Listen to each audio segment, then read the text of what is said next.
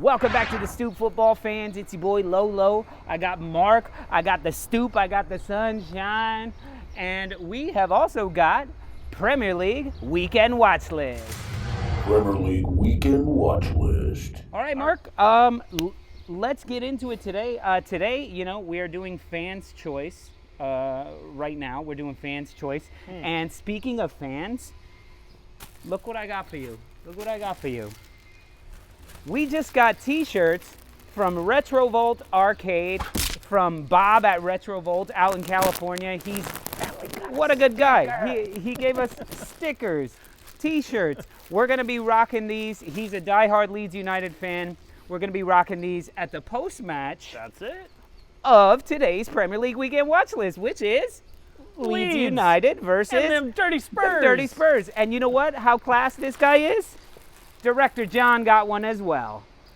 So badass. We'll be rocking those Saturday morning out here on the Stoop. 7:30 game time, our time.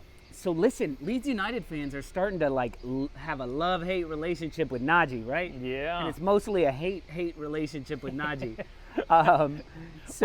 Now that Chelsea is in the final of the Champions League, you can hear him chirping from here. He's not even online. He's not even on camera with us. No shit. So today we're bringing you guys something extra special. He hasn't been able to be on a lot of our preview shows recently because of our schedule and his schedule and all that. But we have a special surprise for you guys. Everybody give it up. James, what's going on, James? It's going well, man. It's going well. Back home after my travels. So, yeah, it's good to be back. Good, man. It's been a while since we've had you on a preview show. So, are you excited to preview this match? Yes, I am. We'll see. We'll see what happens. It's going to be interesting. It looks like no Phillips, no Rafinha. I don't know what's going to happen. It'd be interesting to kind of speculate what Bielsa's going to do to sort of switch things up. So actually, maybe get some service into Patty so we can actually score a goal. Yeah. Yeah. Yeah. Now listen, let's not fly off the handle like a lot of Spurs fans are when they're like, look, 4-0. Gareth Bale, he's back. See, Mourinho was just fucking us over. You guys played Sheffield United. You played Sheffield United. Relax, okay? Yeah. And believe it or not, Leeds United's defense has been fairly solid. Has been getting solid. Better and better and better and better. Yeah. So which how do you see this match going, James? Do you feel like it's going to be a more defense-minded, trying to keep the attackers of Kane, Son, Bale, Dele Alli, Lucas Moura, whoever they throw up there? Do you think it's going to be more of a focus of keeping them out of the goal or shootout mode of scoring goals? No, I think it's going to be tactically really defensive. I think that we're going to concentrate on limiting, obviously, the opportunities that Kane and Son have. Marking tightly, maybe not having. I mean, Koch, I think, is probably going to play the CDM role again. So he's going to be, I think, playing a little bit further back. Yeah, I think it's going to be a very low-scoring game. If any goals are scored at all, I mean, I'm looking at it like a 1-1 type affair. So it's going to be tactically a defensive struggle, I believe. Yeah. Mark, what do you see going on in this match? It's really hard to say that it's going to be a shootout for Leeds without Phillips and Rafinha. Those are the guys that make the car go, And I probably said it last week. I think they don't have much of a choice other than sitting back and letting things develop on the pitch, not giving Spurs a whole lot to play with, not any room on the pitch, so to speak. James said it. It's like mark them tight, and wait for that inevitable mistake that Spurs will make. Yeah. Now, see that's kind of how I feel Tottenham will be playing as well. Is let Leeds press. Let them come on. We know they're probably without Rafinha, right? That from what I've heard. maybe without Calvin Phillips still. Helder Costa's out for the season, which I just heard today. Oh, that's terrible. Yeah. So I think Rafinha may be out for the season as well. yeah, it's looking more and more like that. Yeah, I'm when hearing you only that have from, 4 games left. mates of mine in Leeds that he's out for the season. Yeah, and when you realize how important of a player he's become, look, guys, you're staying up in the league. You can quite possibly end up in top 10, but that doesn't really matter. Yes, every place matters, but look, let's not have him come back early for one of these last games and have some real damage done. Yeah. So, but Exactly, and it highlights the importance of having quality depth in the Premiership as well. You know, you've got to go too deep at a lot of positions, and you know, we really don't, and you need quality depth. Exactly. So going back to my point, I kind of feel like Spurs are going to be letting Leeds, like inviting the pressure, almost more Mourinho ball, not what we saw against Sheffield United, which is, you know, inviting this pressure, saying, come on, boys, if you're going to do it. And then having Harry Kane and Son and Gareth Bale ready to counterattack like that. So I think that's going to be the dangerous part. So it could be a boring game with nothing going on, and then boom, a ball over the top, and Llorente fighting off Harry Kane, which we all know Harry Kane is for as much as I hate Tottenham, Harry Kane is one of the best strikers in the world, and he's good at hold up play. He's good at physicality. He can strike from anywhere. So that's the danger that I see. Now, if they want to run end to end with you guys, they don't have the pace to keep up with it. So if you guys keep a close game and they're running with you guys, I would put Leeds United with a go-ahead goal towards the end of the match, because their fitness is nowhere near y'all's fitness. But if the team that comes out and plays the way you guys played against Brighton, then it could be a 4-0. It could be a 4-0. Yeah. Because Tottenham's not going to miss those chances that Brighton missed. No. You know, I mean, you put the ball at Kane's feet inside the box that close at point blank range. He's not missed. So absolutely. I mean, we can't allow those sorts of opportunities. That would be disastrous. I think we're gonna sit back. I think, like you said, I mean, pick our moments to counterattack. We just don't have the players to get the ball into Bamford. I mean, Bamford right now he's completely useless because he requires quality delivery into the box, and he's not getting it. Yeah. So what's he going to do? I mean, he's occupying space out there, and we just don't have anybody to give him the ball, and that's a huge problem. So it's a gigantic problem. Where our goals are going to come from. I mean, that's just and I think the only way that we're going to score is via the counterattack, like you said. I mean, wait for Spurs to make a mistake, jump on that mistake, take advantage of it, get a good through ball in, and score. I mean, that's kind of like we did against City. Same thing. Yeah, exactly. So maybe Stuart Dallas, plays farther in the middle this time. And see what he can do, if he can provide something for Patty. I don't know. I mean, I really feel for Patty right now, because this has got to be frustrating. It's gotta be really frustrating. He's getting a lot of slack of like, where have you been? What are you doing? And then, but any real fan who's watching knows he's not getting any service. There's nobody. Exactly. There's nothing coming into him. Yeah, no service, and he's not the kind of player who's going to create his own shot, from outside the box and make a few people miss, and then get a shot off. He's not that type of player. So he's basically a lone striker type of player. He needs the service, and right now there's just no quality service coming into it. So I feel for him. He's working his ass off. I mean, he's working his ass off, and it's just not. I mean, there's no end product. Yeah. So I think a key to beating Spurs is taking Gareth Bale out of the game, which isn't hard to do. It's not hard to do. if you let Gareth Bale play offense the entire match, he will do what he did last week. He does have quality. The thing is, he's a lazy bastard, you know. He look at the Arsenal match. We had him needing to play defense, and he's not going to do it. No. He's not going to do it, and then you're playing a 10 on 11.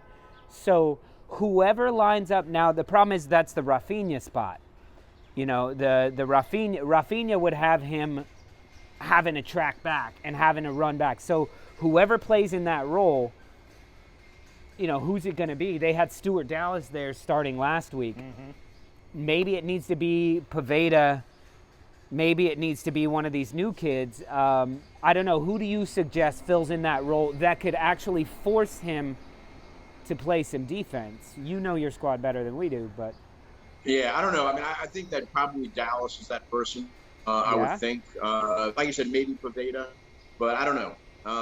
It's going to be rough. I mean, the matchups in this game definitely do not favor us, I don't think.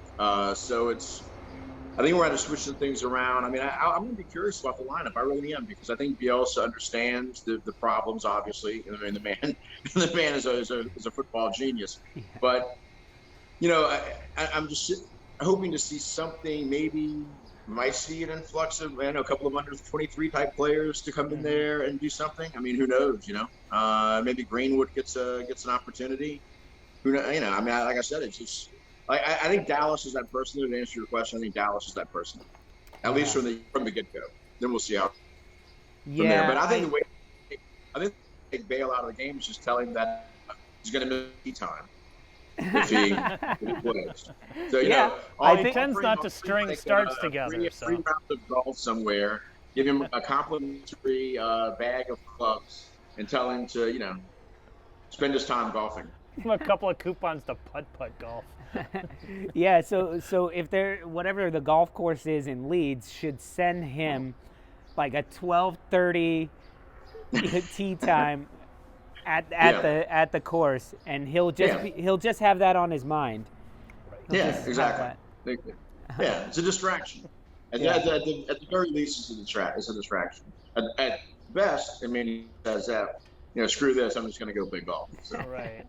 Well, yeah. The only concern with me with Stuart Dallas is he's so versatile, and he's very defense-minded as well, Stuart Dallas. Like he doesn't like any holes in his position, and his position is everywhere. So yes, he will attack, but he's concerned about defending and covering, which allows Bale to kind of go in and start being more offensive and worrying a little bit less. So if they start the match with Stuart flying past him a few times, and it can worry him, then that can really take him out of the game. So yeah, that's what I'm thinking. I mean, I think that, you know, I think Dallas is the person to put that sort of pressure on Bale. I don't know if we have anybody else, like I said, in midfield who can do that right now. So right now, I mean, our midfield's hurt. Let's be honest. So we're not you know, we're not very deep in that area of the pitch right now. So we need someone who can get in there, like you said, force Bale to play defense. I think Dallas is probably the only person to do that. Yeah. Okay, so let's talk what these teams have to play for. Because everybody you listen to right now is saying Spurs, every one of these last matches is do or die for them. Yep. So that being said, for Leeds United, it's pride at this point, I think. Pride, maybe. I know for Leeds United, you never want to lose a match, and you guys go at it against whoever you play. But all in all, I would say Spurs have more to play for. What are your thoughts on that, James? Yeah, I would agree with that. I think that right now, we exceeded our expectations, at least from the beginning of the year. We're safe. I think a top 10 finish, though, would be fantastic. I think that's what we're hoping for. I think that would be a nice benchmark to shoot for. And but that's still achievable even if we lose this week or draw. So I think Tottenham is definitely in a position of desperation for them. I mean, they need to finish in Europe. You know, they need to get some money for next year. We on the other hand, I think we're in a good position right now. I think we're in a position where we can kind of experiment a little bit with the lineup, bring some younger players. I think this is the time. Because look, like I said last week, with Rafinha and Calvin out, I mean, come on. Europe's not going to happen. Let's be realistic. So you're losing your two best players to injury. It's just not going to happen. Yeah. And so you might as well right now just go ahead and see what these younger guys can do, because decisions are going to have to be made in the offseason. And what better way to do it than just throw him into the fire right now? Yeah, definitely. That's what I thought. That's actually what I thought would happen against Brighton, and it didn't. And it was a little surprising, because now you have Tottenham, a little bit of a bigger ask than Brighton. But I don't know. You guys have been playing better against the bigger clubs, and then Brighton has had your number twice this season. So I don't know. Well, I mean, we also played Huggins against Arsenal. I said bigger clubs. I said bigger clubs. The bigger. Well, at the time, that was a big match. But I mean, Huggins. I thought did and I don't understand now his reluctance. I mean, I know that he wants to allow Lolo to sort of go out on a high note, play some matches, especially now that the fans are going to be allowed in. I think for the West Brom match. So I think we're going to see like a send-off in the match at least for some of our guys that are not going to be back next year. People like Pablo, who've given us good service and been extraordinary players for us. And I think that's going to be the sort of theme of that day. But I mean, I'm kind of curious to see what happens in between, in these matches in between, because now it just seems like a perfect opportunity to see what the 23s can accomplish, or some of these guys who excel at the under 23 level, and see what they can do. It's a huge jump, gigantic jump. But come on, give them a shot. Let's see. So, Mark, tell me, why do you care about this match? As not just for our Leeds fans that we care about, but why do you care about this match? What are you looking for in this match? I care about this match because it's getting down to the nitty and the gritty, and it's time to put up or shut up, you dirty Spurs. That's fun to watch. But more importantly, I just want to see Leeds continue to beat up on these big sucks teams.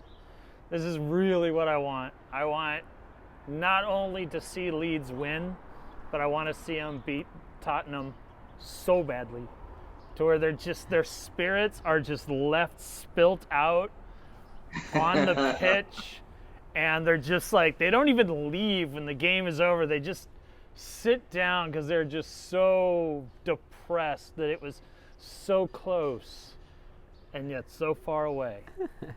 I'm also kind of curious because recently I've read that the UEFA is looking to suspend the big six teams from Europa and Champions League. So I'm kind of curious if that does actually play out and if that's on these big sucks teams' mind. It's like, well, we're going to get suspended. Why put it out there? Not happening. I don't see UEFA doing anything. That would be a move with balls, and they don't have it. So let's get to our match prediction. So, Mark, we're going to start with you. You were almost there. You almost gave us your prediction. Almost. Let's hear Almost. And like I said, I would really love to see Leeds mop the floor with them. Just leave Tottenham just speechless, and they can't even leave the pitch, and they'll be frozen there forever. But without Calvin Phillips and Rafinha, I just don't see that happening. I would like to say that it's, it could be close, but I don't think that Leeds is going to come out on the winning side on this one. And I'm going to go, I think it's going to be 2-0 Dirty Spurs.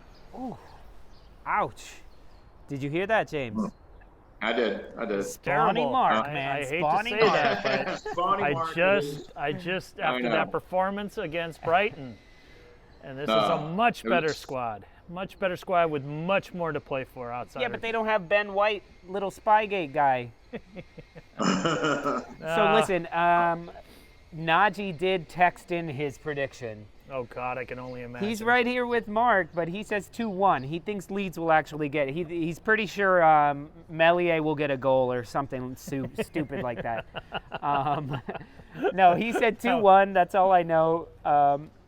And he said something about Champions League final. I don't know. I don't watch that shit. Oh, God. So His James, gloating he has to be insufferable right now. There's no way I could be around him. he is, and then he had the audacity to say, "Come on, Villarreal, Arsenal fans were mean to me today." Oh, my goodness. Oh, wow.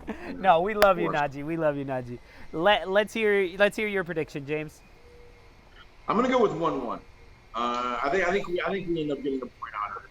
I think that they take a lead, and it's kind of like a Liverpool match where at the end we maybe get a set piece, we get a counterattack, get a good through ball like in the City match, and we end up pulling out a draw. I just have a feeling that's going to happen. I mean, our defense has been really, really good. Meslier has been solid. He has. Yeah, I don't think we're going to give up a lot. So I think at most we give up a goal, and it's 1-1. I think, but it's hard to say not seeing the lineups. So I don't know the lineups. If we play the same lineup as we played against Brighton, then yeah, I mean I could see what Mark is saying. I mean I think we'll be hard pressed to find a goal there. But if we switch it up a little bit, maybe move Dallas close to the center of the pitch, maybe bring in, Greenwood, and bring in somebody from the under 23s who can, Gelhardt's injured right now, unfortunately. Joffrey's injured, but there are a couple other guys who can put the ball in the net for us, from that team, and maybe give them a shot. I mean, who knows? Rodrigo should be close to 100%. So I mean, hopefully he starts. So we'll see how that goes. Yeah. So I mean, I think we get a goal though. I think 1-1. 1-1. All right. Yeah, I don't see Bielsa using that same lineup as he used last week. He's got to switch something up because that did not work. No, he's got to switch things up. Yeah. Got to. Well, listen, for me, you guys keep saying about me putting on a Leeds kit, and maybe that will happen one day, but right here, the cannon's on my chest, and I do have a lot of love for Leeds United. So Spurs are getting nothing out of this. You know how they do the heart or whatever they do? What does Gareth Bale? He does this. Son. I do this. Well, Son also does this. I do this. 0. Yeah, take a photo of your goose egg. Spurs are getting nothing out of this. Mellier's getting another clean sheet. He's just adding to the record book because he's already in the record book. The youngest with the most clean sheets beat Joe Hart. He is now on the record book with a player of the caliber of that Joe Hart used to be. I think Meslier is going to have many saves to make, but he's going to do it. At the end of the game, we're going to unzip Llorente's cargo shorts, all of his cargo short pockets, and there's going to be Kane. There's going to be Son. Got back left pocket, Bale right there. Stuart Dallas is going to run amok. They're not going to know what to do with him. And I think it's going to be 0-0 for most of the match. And Spurs are going to have this. They kind of get this. They start getting a little lazy. They start getting like, lulled into this back and forth. And then like 70th minute, a goal comes out of nowhere for Leeds United.